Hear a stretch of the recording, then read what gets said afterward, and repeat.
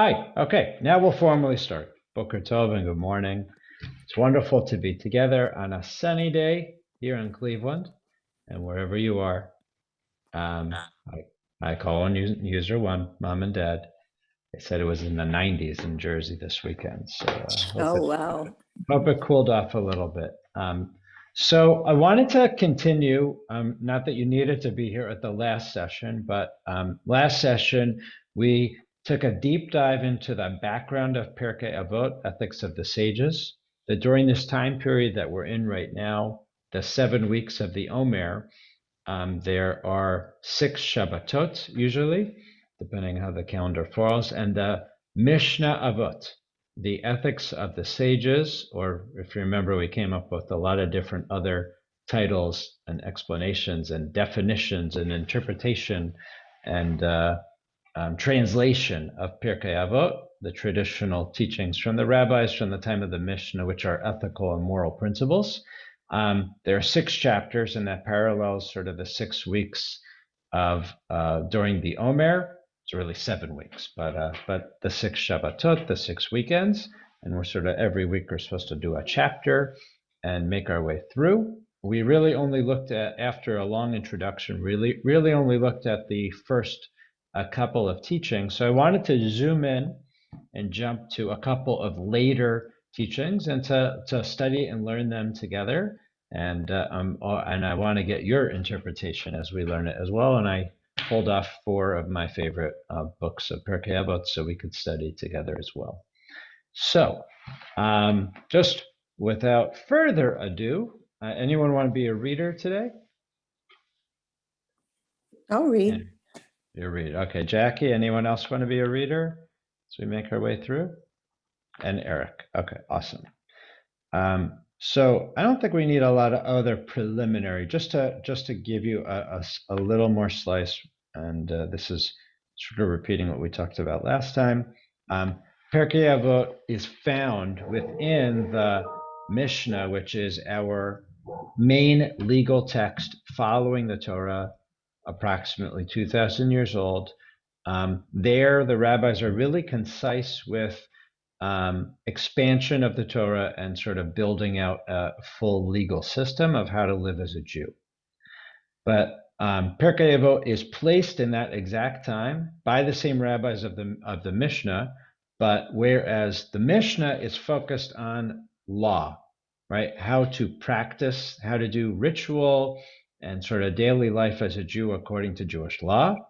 Pirkei Avot is about how to be what I would call a mensch, how to be a human being, how to live morally and ethically. What are the highest values, not just the laws, not just, practically how to legally be a good Jew, but how to be sort of soulful, heart and soul. How's your neshama, your kishkis? How should you be a Jew that way? So that's what we're going to look at. And I want to start, I'm jumping, as I say, it's 6 chapters. We did several teachings from chapter 1 last time. I want to jump to chapter 4 this time. So I'm going to do a screen share. We're going to start in right at chapter 4. The opening teaching on chapter 4 is one we're actually all very familiar with. You'll see it in a second. Here we go. Can you see my screen? Yep. Okay, so I'm using Safaria's version of Pirkei Avot. As I say, chapter 4 is going to be probably familiar to many people. And in fact, if you were at shul or connected online last Shabbat, you'll see even the parents of the bar mitzvah reference this teaching in their remarks. So, Jackie, you want to read? This is Mishnah 4, teaching 1 of Pirkei Avot. Ben Zelma said, "Who is wise? He who learns from every man. As it is said, from all who taught me have I gained understanding." From the Psalms, who is mighty? He who subdues his evil inclination. As it is said, he that is slow to anger is better than the mighty, and he that rules his spirit than he who takes a city. Who is rich? He who rejoices in his lot. As it is said, you shall enjoy the fruit of your labors. You shall be happy, and you shall prosper. You shall be happy in this world, and you shall prosper in the world to come. Who is he that is honored? He who honors his fellow human beings. As it is said, for I honor those that honor me, but those who spurn me shall be dishonored. Okay, thank you. So this is pretty familiar to many of us, right? Any Yeah. opening sort of comments, reactions, anything, if this is new, any opening reactions, if you're familiar with this, anything sticking out to you? Well, Several things stick Yes, out to Elliot. me. Ruth, you want to go first? No, I just wanted to say I hear my mother's voice. She Wow. used to really quote many of those lines, many of them. Beautiful. Yeah, Elliot? Yeah, I think you could, Rabbi, have a lecture.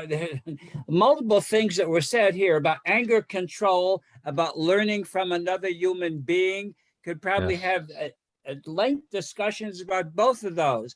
And in psychology, there are so many workshops these days on anger control.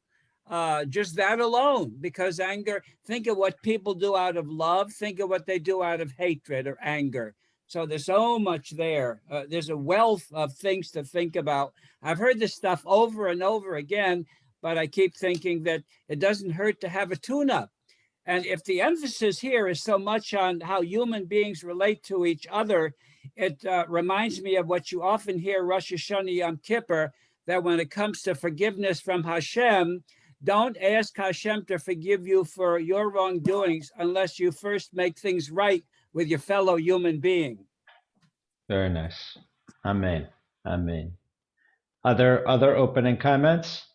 yes, I felt that many of the other laws that we've talked about have to do with, physical doing things. Yes. Whereas this is talking about things relating to emotion and feeling. Yeah. The spiritual, emotional well-being. Yeah, 100%. And that's why I think it's really important to note, and I sort of tried to say this or this is what I'm thinking about in the little introduction I did for today's class, is the rabbis were cognizant that being a Jew isn't only about law. It isn't only about the finer points of halakha, of all that, what it means to practice, to live as a Jew, is also these social, emotional, mental, spiritual, really important values. These are Great. all the inner things. Yeah. Other opening thoughts? I want to sort of bring a couple of comments on this. So I'm, as I did last time, actually, I haven't really ever delved deep, but I'm using, again, among the commentaries, I'm looking at this from our own Shabbos Siddur, the new Siddur Lev Shalem for Shabbat and Festival. So if you have it and you have it nearby, I'm looking on page 248. You don't have to. I'm going to just read to you sort of the things that stick out to me. The commentary from this, if you have it, on the right side, it's by Rabbi Gordon Tucker. I think I told the story before. He just retired as a leading congregational rabbi in America, very strong advocate for Israel. He was a professor at the Jewish Theological Seminary on the side, and once upon a time, a dean of students there, or dean of the rabbinical school there. By the way, his son we've studied Rabbi Ethan Tucker at Hadar, that's his son. And I don't know if I said this last time or not, his first wife was Hadassah Lieberman. And that's who Ethan's mother is. And that's on the right side, sorry, in my book. The left side is Tamar Elad Applebaum. She is a leading conservative Masorti rabbi in Israel. She leads the congregation known as Zion in Jerusalem, if you've ever been there, in Baka. It's a really amazing, interesting, innovative, conservative Masorti community. She teaches at Hartman sometimes, and the Schachters, this is their home synagogue or at least one of their home synagogues in Jerusalem, where Rabbi and Lifsa used to go. Okay. Having said that, okay, so a few comments on this. So Rabbi Elad Applebaum brings up this really interesting point, right? When we look at this, right, the questions, who's wise, who's mighty, who's rich, who's honored, right? It's very important to look at which one's first, right? The order is always important, correct? Seder, order is very important. So it's very interesting to note that the first question is, and if you have the Hebrew in front of you, is Ezehu Chacham, right? Who is a wise person? And she writes, before anything else, the Rabbi Ben Zoma begins that a person ought to have a sense of oneself in the world as a student, right? The important thing to know is that we should approach life as a student, right? A lifelong learner, right? The Jewish person's classroom is the world, she writes. It is everyone in the world. And the student is asked to see in every person in the world a teacher for whom they have the good fortune to meet along their way. Every conversation is part of our learning, every action, every interaction. So I thought that was really, really moving and a really interesting way to look. And this is what Rabbi Tucker writes. The wise person is the one who is ready and willing to learn from every person. And this is similar, by the way, to Plato, and he brings in a reference to Plato. The commentary Midrash Shmuel makes an astute and telling point. Have you heard the phrase Talmid Chacham? Does anyone have heard that phrase before? What does it mean? Yes. Talmud, the person who is very wise, a Chacham. Yeah. Maybe. I want to. Can I correct you? A Talmid Chacham is really anyone who's a student. That's actually anyone who's a student, like a real student, is called a Talmid Chacham. A Talmid is like what you call a kid in school. Yeah, but a Talmid Chacham is someone who's really a student. Okay. Now, Ruth, if I was going to ask you our Hebrew, I can't see if there are other Hebrews, native Hebrew speakers here on today. I see you. Translate Talmid Chacham. Wise student. Right? Wise student, right? So here's the question, right? Is Chacham an adjective? Oh, go ahead, Ron. I keep mishearing what you're saying, and I keep hearing Tamid Chacham without the Lam. Talmid. Yes. Yeah. So I'm saying who is always. Oh, I like that. That's a good one. Always smart. Good. I should have a speech impediment just for that word. I like that. Thanks, Ron. Yeah. So what Rabbi Tucker writes here is Talmid Chacham is not an adjective, but rather a noun. Anyone know this is like fine points of Hebrew grammar? There's a way of Hebrew grammar which is called smichut, which means when you put two nouns together, right? It's a different word. It's not an adjective. So like bar mitzvah is actually like it's a smichut. It's two nouns together that make one word, like a different word in itself. You don't need to know the finer grammar points. So it's not Talmid Chacham that it is a wise student. It's a student of the wise. Do you understand the distinction?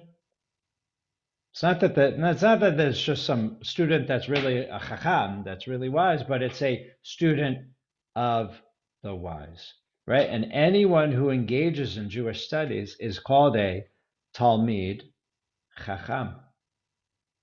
Not a wise student, but a student of the wise. And this is what now Rabbi Tucker writes. That the person is still a student to those who have wisdom to impart. This is Ben Zoma's teaching. As soon as one considers himself to be a wise person, there is danger that one's learning might stop. But that would be to fool oneself and to deprive oneself of the even greater wisdom that continued learning and living can bring, right? So we are Talmid Chacham, or Talmidei Chacham, if we want to do the plural, right? We are not wise students. We are students of the wise that recognize that there is so much more to learn. We learn from the wise.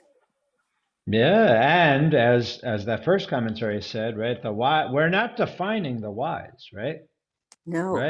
Right? Because the wise, yeah, go ahead. all kinds of wisdom exist in the world, and by exposing oneself to a variety of people, you also expose yourself to different points of view and things that other people know that you don't. 100%. Rabbi, it would seem that there are a couple things involved there. One Yeah. would be attitude of the so-called learner, and Mhm. some sort of mental process that if one truly wants to learn, one has to process the interactions between oneself and the so-called teacher to arrive at maybe higher level of understanding. 100%. Yes. Yeah. By the way, this is Rabbi Josh and I led our confirmation retreat a couple of weeks ago. We did it at Shaker Rocks, an indoor rock climbing place, and this is the key text that we studied with our teenagers. Sort of again, like rock climbing. Obviously, it's a very physical thing, but we looked at rock climbing, of course, as more metaphorically about climbing and how do we elevate, how do we sort of grow in our own lives and overcome challenges. And we applied each of these to our students. How can they be wise? Like none of them were wise rock climbers, right? So how do you become wiser rock climbers? Right, and obviously strength and might. It often turns out that the smallest in the group is the best rock climber. It's not like the biggest person or even the strongest person. So, we discuss that as a group. Like, why is oftentimes the sort of the smallest person the quote unquote mightiest in there. So Rabbi, along what you said, I'd like to take a look at this from the perspective of the rabbi or lecturer. And if you don't mind a compliment, I see you in a very positive way along these lines, i.e., there are lecturers who go in and I have the emes. This is it. Here's the package. Take it home. And they don't rely on any feedback.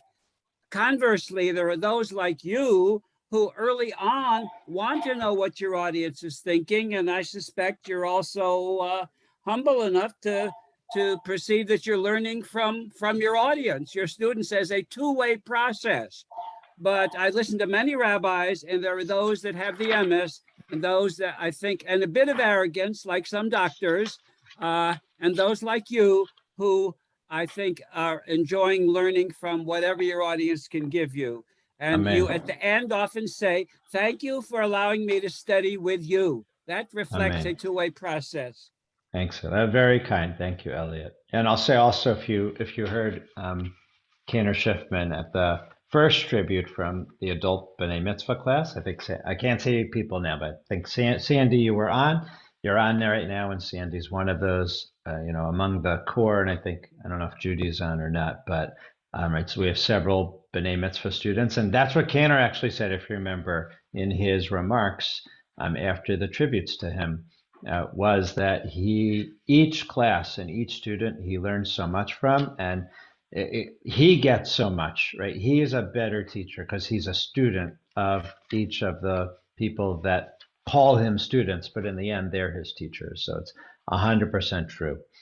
So I should mention that when the Cantor had his classes before. Oh, Eric. Yes, Eric and Shira Yeah. too. Sorry. Yeah, me too. I can't see anybody right now. Yeah. Okay, that's fine. No, before he started the last Bat Mitzvah class, he had a weekly class of his own, and he always wanted us to contribute. So he was looking for us to talk as well as him just lecturing us. So I just wanted to point that out. Thank you. Yeah, beautiful. Amen. So I'm gonna, again, like we could spend literally an hour on this teaching. It's one of my favorites in the world.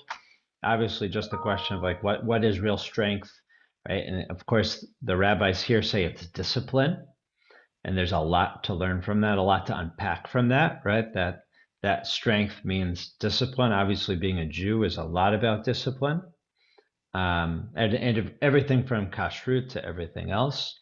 Right. Wealth. This is the piece that the Polstra Levines, Eliana and Josh, in their remarks to Gideon, right? That Gideon taught them. Remember, at like 5 years old or 6 years old, right? That this teaching, right? The one who was happy with their portion. All right. And obviously, that's something as a child of teenagers, a parent of teenagers, this is something that we try to, inculcate and teach a lot to our kids. Here, with our kids, sometimes we do have to be the teachers, and sometimes more than the learners. But right, trying to teach them the value of what's important and what's the most valuable thing you can have in life. And obviously, this is all about kavod, and we'll talk about that later. Okay, I want to jump to number 2. So if you remember, if you studied before, Ben Zoma and Ben Azai are sort of like another generation of Hillel and Shammais, where they sort of agree on some things and disagree on a lot of things. Ben Azai and Ben Zoma, just for you to know, are sort of similar time periods in the time of the Mishnah and the rabbis, and they oftentimes either have conflicting, competing, or continuing teachings. Okay, so Jackie, you want to teach us what Ben Azai said? Ben Azai said, "Be quick in performing a minor commandment, as in the case of a major one, and flee from transgression. For one commandment leads to another commandment, and transgression leads to another transgression. For the reward for performing a commandment is another commandment, and the reward for committing a transgression is a transgression." Okay, comments, thoughts, reactions? This actually plays off of what we talked about, I think, was it last time or 2 times ago? But comments, thoughts, feelings? Well, you establish a pathway in your life, and this is your way of dealing with things. And if you're continually in trouble, you have to look at your face in the mirror. Good. Other thoughts?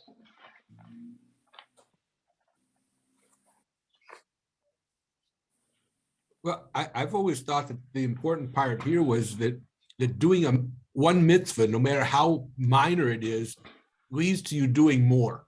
Mm-hmm. Yeah. 100%. And obviously, doing a transgression leads to more transgressions. That's what I've always gotten out of this, and it's so important, even the minor ones.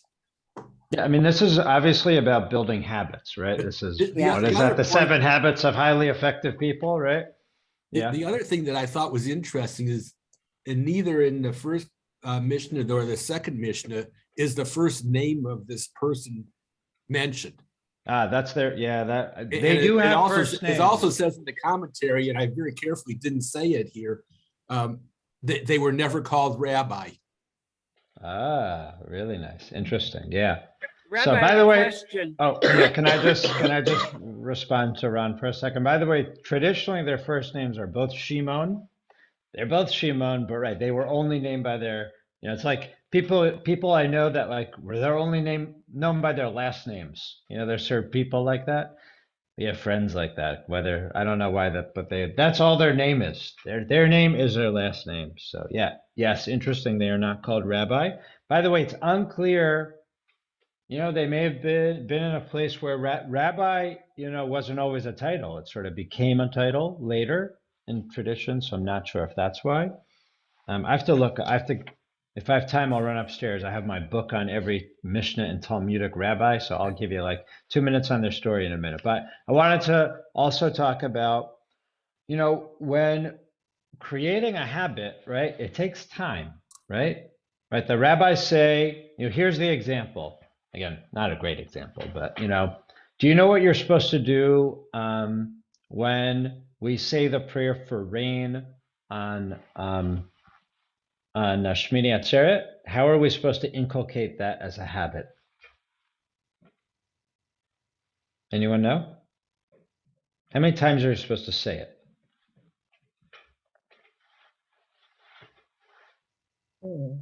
Because you haven't been saying it for 6 months, right? Right. We only pray for the rain 6 months of the year, from Shmini Atzeret or Shmini Atzeret to Pesach, and we sort of like do stop cold turkey. Yeah. So, do you know what the rabbis say you're supposed to do to bring it back to a habit form? You're supposed to say it 100 times that day. You're supposed to literally say it 100 times, and it like retrains yourself, right? And the rabbis always say that if you do something 3 times, then it becomes a habit. So right, there's something about habituating good things. When I look at this, I want to sort of break this into two separate teachings. The second teaching is sort of one of my, again, another sort of one of my favorites, Mitzvah Goreret Mitzvah. It's a beautiful song if you know the traditional song to that. But this is about, once you take one step off of the road, once you make one bad turn, it is so easy to like be a train wreck, right? We've seen that before. We know that, right? You make one misstep. It's really the most important thing is the second step, right? Everybody makes a misstep in this world, correct? We all make mistakes. We all make bad choices, right? It's inevitable. We're human beings. The question is, what's that second step, right? What do we do after that misstep, right? Do we right the ship? Do we nudge ourselves back to the better path? Do we seek help? Do we ask for others to help us? Do we take a step back and try to evaluate, try to ascertain, are we really making a good choice? Was this the right choice that we made? When we make a mistake, like how can we rectify it? Or is it one step leads to another, and we're really, really in trouble? It's Right? like the So little folk wisdom where they say, don't be a liar unless you have a very good memory, because you have yeah. to remember what the lie was. Yeah. What Hebrew speakers, what does goreret mean? Mitzvah goreret mitzvah. Did I do a good resh? Yes. It pulls or it drags. Yes, it drags, right. So I always think about that. Safaria actually says tugboat. Tugboat. Yeah, so literally the word is dragging, right? So once you make well, let's go positive for a second, if that's okay, right? Right, you do a mitzvah, right? So either, both, let's use it in both understandings of mitzvah, right? Whether it means a good deed or following a commandment, right? When you do a good one, it literally pulls you. Think about, I like the tugboat analogy, right?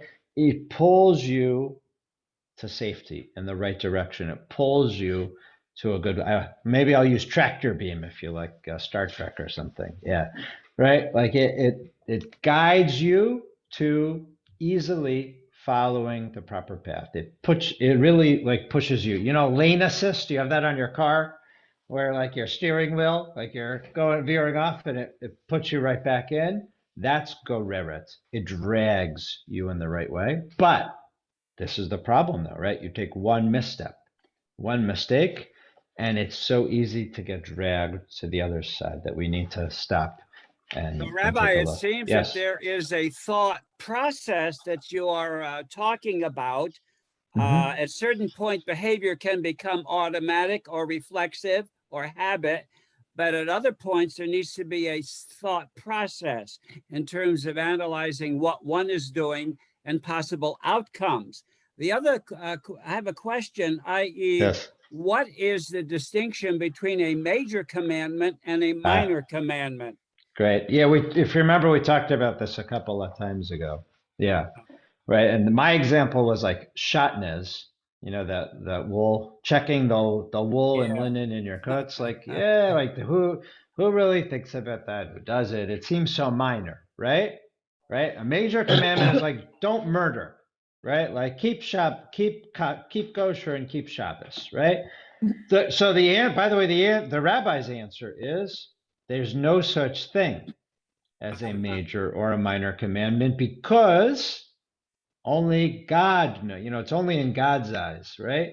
What's major and what's minor. We can never comprehend, right?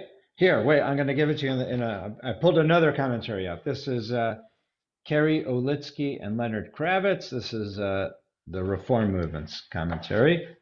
It says, Rashi notes that the distinction between least important and most important commandments is made only in the human mind, but not in the divine mind, right? Nobody knows, right, which ones are lighter or not. So we should always, what's the Hebrew word here? Oh, I didn't mean to do that. What's the Hebrew word? What should we do with the commandments? Follow them all. Right? Rats. What's rats mean? Run or hurry up. Right. We should run we should run to do any mitzvah and any opportunity to do a mitzvah, to do a commandment, or again, maybe here I'll throw in good deed, right? We should run to do it. And I And think if a sin, Boreach is the opposite of yes, if a sin presents itself, you should run away, run away. flee. This is flee, right? We should flee. We should run the opposite direction from, if the opportunity for a sin presents itself. Other thoughts, comments on this? I know we were going to do like 15, and now it's like 10:36. And there seems to be an analytical process. This is could be an avera. Therefore, I better run. The thought process is so much involved here, it would seem, as opposed to reflexive automatic behavior. Yes. Yes. By the way, another commentary here. This is fun. If you remember Kahati, who was the Israeli postman, remember that story I told it a couple of years ago?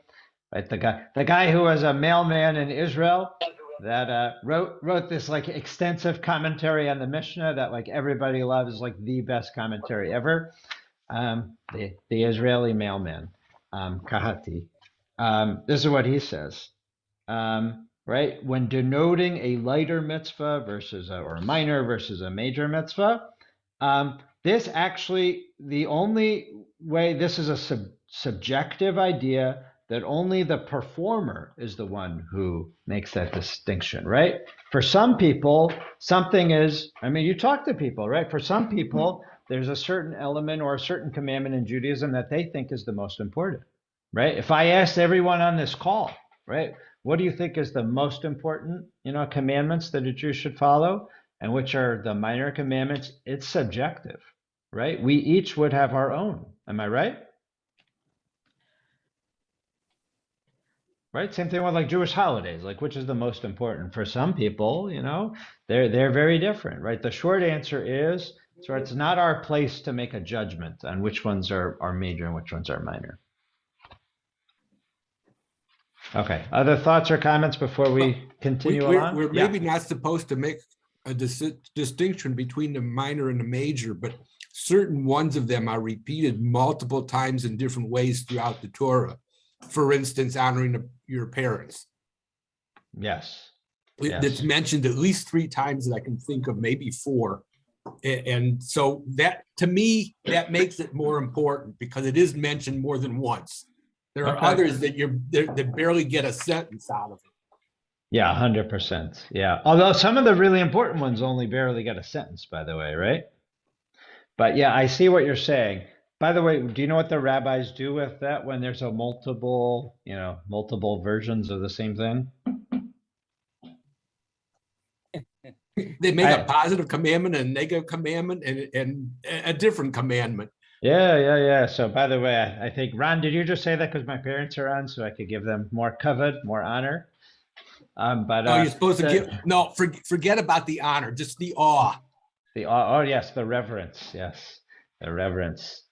So I think 2 things on that. One is the rabbis, there are, quote unquote 613 commandments, well, not quote unquote, there's 613 commandments, although different rabbis count different ones.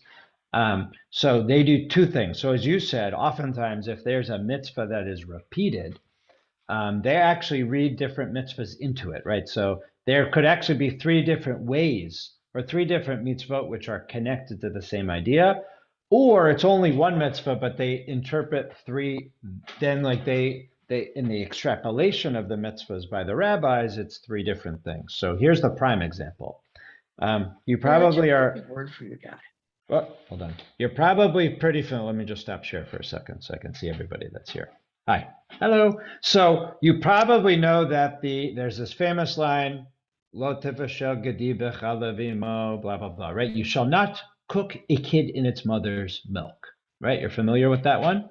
Yep. That also appears 3 times. And here it's not, some places like Ron said, the one for honoring parents, it actually has 3, 4 different variations. It never says the exact same thing. It actually says it in different ways.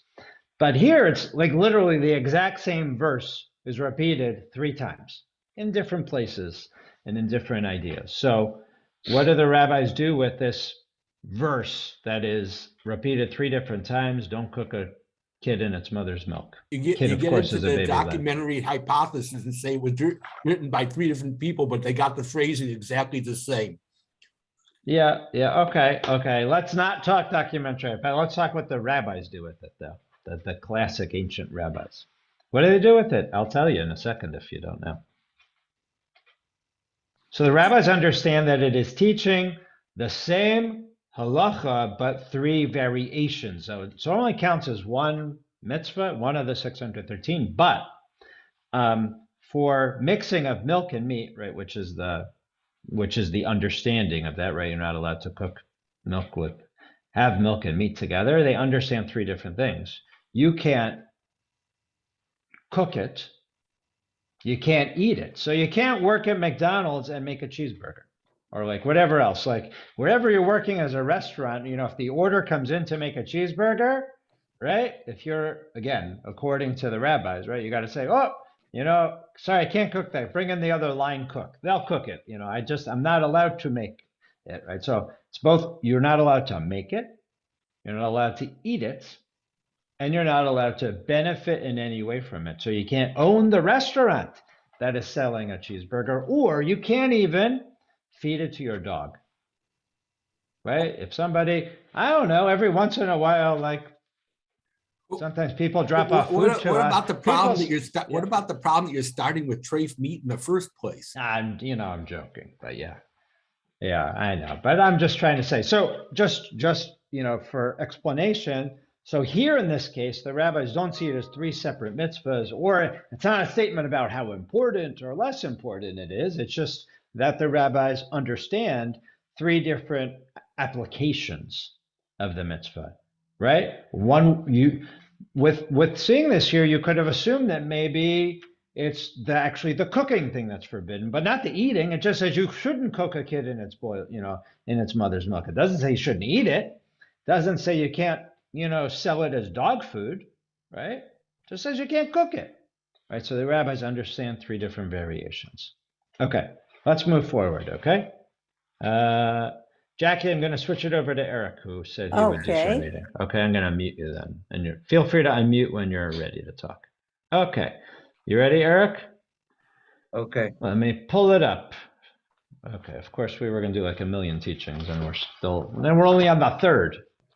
Okay. All right. This is a pretty basic one, but read 3. The word top. Oh, sorry. There we go.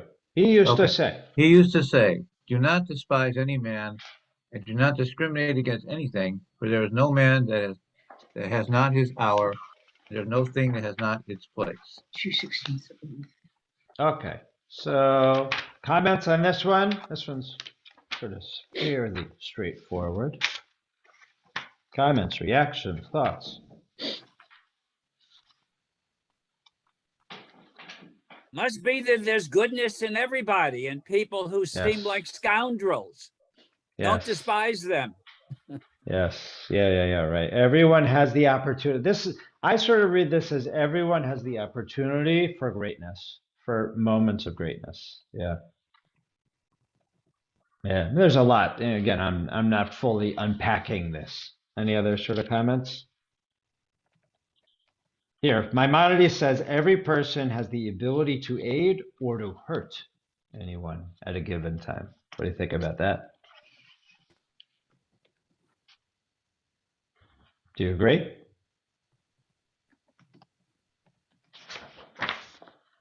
It's like silence, acquiescence, or are we all agreeing? Are we agreeing with silence? Okay, we're going to jump to 4:11. Here we go. Okay. Okay. Go for it. Rabbi Eliezer ben Jacob said, "He who performs one commandment acquires for himself one advocate. He who commits one transgression acquires for himself one accuser. Repentance and good deeds are a shield against punishment." By Yochanan Sandler said, "Every assembly which is for the sake of heaven will in the end endure, and every assembly which is not for the sake of heaven will not endure in the end. Okay. Comments, thoughts, reactions? Why do you think I picked this one?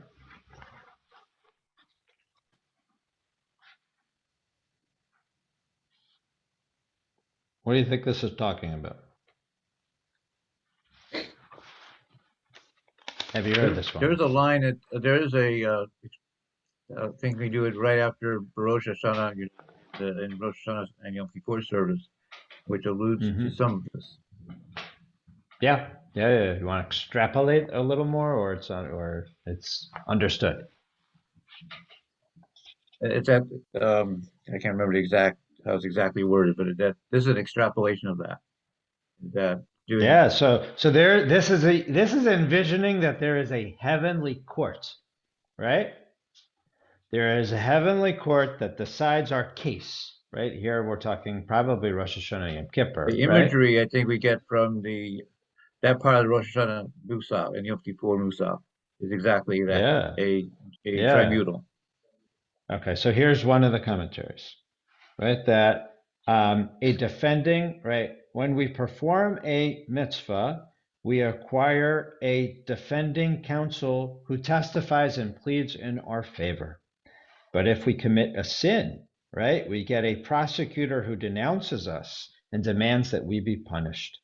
We are taught that the performance of even a single mitzvah should not be underestimated, for it immediately provides us with a defense in the heavenly court. But likewise, the commission of but a single sin is grave enough to call forward a prosecutor. Moreover, doing a mitzvah does not cancel a sin, since a person receives a reward for a mitzvah, but also a punishment for a transgression. What do you think? Do you like this idea? On an earthly level, if you wrong somebody, they might remember that and accuse you. Or if you perform an act of kindness for someone in need, they may step forth in your behalf if they remember that act of kindness. But not all people even say thank you. Sure, I like that. Yeah, right. There are many levels to understand this, right? Yeah, we talk about. There's a book that I read some years ago called The Chesed Boomerang. Anyone read that one? I got it up in my home office somewhere. Right. So the idea, so sort of like karma, right? But it's the idea, right? If you do something good, right, good will come back to you. Do you think that's a little bit of this too, right? It's a little different. We're not saying there's like some advocate in heaven presenting our case to Hashem, to decide our fate. But there's an idea, right, that when we do a good deed, there is sort of good in the world, right? And there, we have a little bit of good, hopefully coming back to us. That's the reason we do it, but it's not bad, right? What do you ever feel that way? They say what goes around comes around. Yeah, but do people feel that way? Do you think like Judaism says that? Are we reading too much into this? Repentance and good deeds are a shield against punishment. What do you think?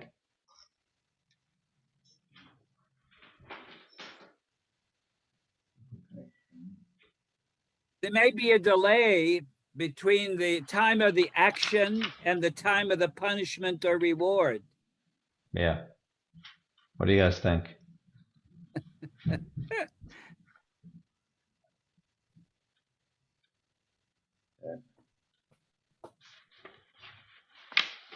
Too much? Reading too much into it? Wait, let me go to, I'm like juggling 4 commentaries here. By the way, that guy Rabbi Yochanan Hassandalar, do you know what his job was? He was a shoemaker. Yeah, right. That's his name. He was Yochanan the sandal maker. Oh, right. You probably know here. This is like very different than what we were just talking about, but you probably know that the majority of the rabbis were not wealthy. The majority of the rabbis at the time of the Mishnah, except for some like the Exilarch, and we talked about that before, right? Were pretty relatively poor or sort of middle income, and they all had real jobs. Right, the rabbi was actually like their side job. Right, they were lumberjacks, and they were blacksmiths, and there were all these things. Right, And this is he was the cobbler. Yochanan was a sandal maker, right? So what do we say? Like rabbis are real people too, right? Rabbis were real people too. Okay.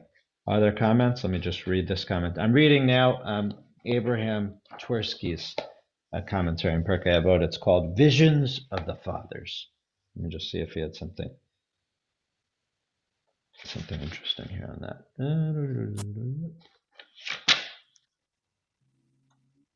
Yeah, not that exciting. Okay. All right. Any other thoughts, or we're ready to go into the next one?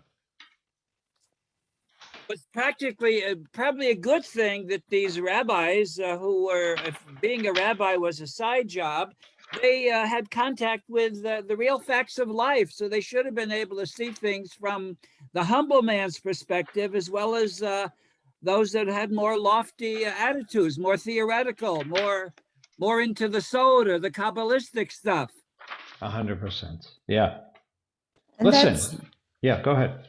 that still pertained closer to our time. I know my grandfather had smicha. He was a rabbi, but he had his main job was being the manager of the baron's land. Mm-hmm. And, he did the rabbinical things when he could. Yeah. Listen, Maimonides was a physician. Like there's something about, that again, sort of like not to be an academic, not to be in the ivory tower, right? That we need, people. It's important for rabbis and sort of all leaders, to be among the people, right? And when I deal with, they're like halachic personal status issues, like trying to determine, if I have a question about a wedding or a divorce or a bris or, if like different issues come up that I'm just sort of grappling with what Jewish law says, the sort of the experts that I call are not the ones that are like just locked up in an ivory tower and are just like reading books and, determining it based on books. I want the ones who know as much as possible and read all the books and are in touch with, have really deep understanding of halakha, but also understand that we live in reality, right? That there is sort of reality happening. So I'm actually dealing with a case right now of there's a question about someone's conversion, and I'm trying to get a sense again. Like the expert that I'm discussing the case with is someone who I implicitly trust and consider an expert and much more learned than me, but also someone that understands that we're dealing with families and a lot of interpersonal issues, and and being sensitive to their emotions and their emotional state. So that's very important for a rabbi to be aware of all those things. Rabbi, what is the etymology of the word smicha? We know we associate it with a degreed or certified rabbi. I wonder about the etymology of that word. Is there a deeper meaning of it? What does it relate to? Doesn't it come from the same word as happy? Smicha? No, different word. Different word. Okay, so Ruth is shaking her head no. It is. Simcha is with the sin. Smicha is with a samech and a chaf. Lismoch is to support also. Yes, it's from laying of hands. It's laying of hands. It's that actually that it's a combination of two things. When you get smicha, it's sort of like a knighting ceremony. That a rabbi or something. So it is that you are sort of granted. There's sort of like a transmission of authority onto you in a supportive way. Yeah. So you only get smicha from a higher authority. You can only be ordained from a higher authority, and they support you, they elevate you, they lift you up because they are supporting you. Right? At our ordination, our dean literally does not like the priestly blessing like this, on top of us, but literally places their hands on your shoulders And it actually is, I think it's from the same word where the high priest on Yom Kippur does smicha, right? Casts all the sins of the Jewish people on the goat that is sent to Azazel, right? But here it's that we are cast the tradition and the authority, and like here it's elevating, not a burden where our shoulders fall down, but it's actually a lifting up. But I wanted to get one more teaching. We have 5 minutes. Wait, I wanted to look at going one more back to teaching. this Oh, Ron. Mishnah. Going back Yes, to the this Mishnah. Mishnah. Yeah, Ron, please. I always have a problem with if it seems like people get more credit for transgressing and repenting than they do for doing it right in the first place. And that's always bothered me. But and you know, and one I'm thinking about Baal Teshuva, especially. I'm thinking about Reish Lakish, how high he became after he was such a low scoundrel. Yeah. Okay. Great. So yeah, if you know, right, we often say that this is the teaching we say, especially when Rosh Hashanah Yom Kippur, right? I'm not going to say it right, but basically, no one can reach the level of a repentant sinner. Like literally, like like if you just were a good person, you can only get to like here. You can get to this point. But if you had a fall, if you made mistakes and you turn your life around, right? The rabbis always say you can get up to here. You can get higher because you've seen sort of the dark side, right? And you've returned from the dark side. And so the question is it that you sort of, and the question is like, as Ron said, like, why, right? Shouldn't, if you were just always a good person and never did anything bad, like, shouldn't you be higher, right? So there's something about like, then you always have to be on guard, right? The person who has sinned always has to be on guard and steels themselves, right? And they know, they really watch themselves and they can be higher. Is it that they've seen sort of where you can go and they're higher? Is it that they can teach others? And they can be a support and an advocate and a watcher for others, so they don't prevent others. They prevent others from falling, or when people fall, they can lift other people up, right? So it's this like, why is the broken person that repairs themselves even better or even higher? There are some really good answers to that, Ron, right? So it's whether they can support other people, whether they can be on guard, whether they sort of are steeled that way, whether it's just it's the reality of human nature and human experience. It's like AA. Yeah, like, is it that in the fact that I think it's more just the fact that nobody's perfect. Nobody's truly good, right? And for some people, that misstep or fall is very minor, right? Very small. Maybe it was in our youth. Maybe it was something that we didn't even notice or don't even remember. Maybe it's something that we self-corrected, again, without really being aware, right? We all do self-corrections, right? We all do reroutings. Sometimes we do it subconsciously, not even noticing, because that's just the type of person we are. So I don't know if I gave you a good answer, Ron, but that's sort of one. It's a really good question, though, right? Why, if someone who's 100% good, why don't they reach that higher level? Yeah. Did you want to say something, Janet? I wanted to continue for a second. Okay. I mean, go ahead, Ron. I'm thinking about how many times I've heard that rather than asking for permission to do something, you ask for forgiveness afterwards. That is definitely a thing. Yeah. Yeah, because you're not going to get the permission. That's why. That's the reason why. It's a good question. Well, now it's 10:59, so I want to be mindful of everybody's time. Thank you for, I think we only got like 3 teachings out of the whole thing, but thank you for learning with me. Pirkei Avot we could literally do for, a lifetime. So thanks for looking at some of sort of my favorite teachings in Pirkei Avot. I hope that you guys all have a good week and that you're happy and healthy. It's wonderful learning together. So again, we got 2 weeks off, Memorial Day next week, Shavuot the following week, but we're back online on Zoom on Monday morning, June 13th. Have a good night. Have a good day, everybody. Bye-bye.